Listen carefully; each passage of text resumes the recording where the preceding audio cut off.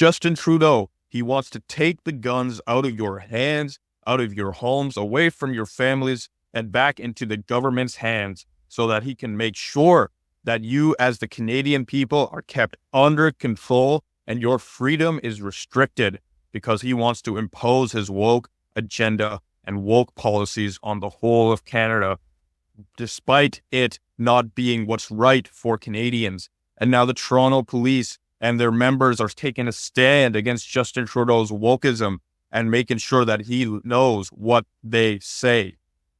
The Toronto Police Association, which says it represents about 8,000 members, has publicly called out the Prime Minister over a social media post marking the 2-year anniversary of the government's ban on handguns. CTV's Adrian Gobriel on the criticism and the response. Jarring and deadly. Violent gun crime is on the rise across Canada, with big cities in the line of fire.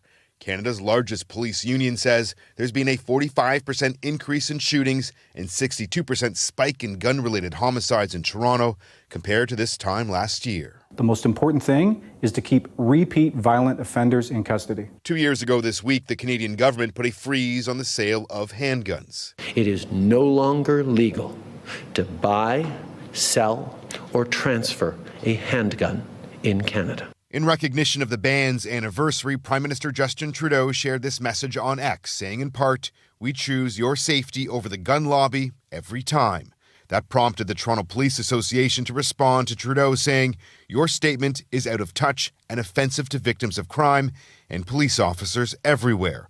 Whatever you think you've done to improve community safety has not worked." A pretty bold statement. Yeah, absolutely. I think our members are absolutely fed up with the Prime Minister. To be honest, it's lip service. He knows that it doesn't impact the crime in this city. Our request for a response from the Prime Minister's staff was answered by the Minister of Public Safety's office, who wrote in part that the government has given law enforcement more resources to crack down on ghost guns and increased criminal sentences for gun traffickers. The ghost guns, that is our biggest issue right now. Ghost guns are untraceable firearms, in some cases assembled from separate parts, or even created using 3D printer technology.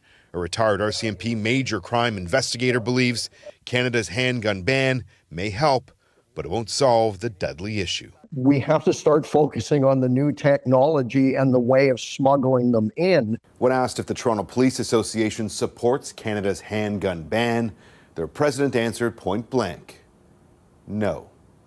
Omar. All right, Adrian, thanks.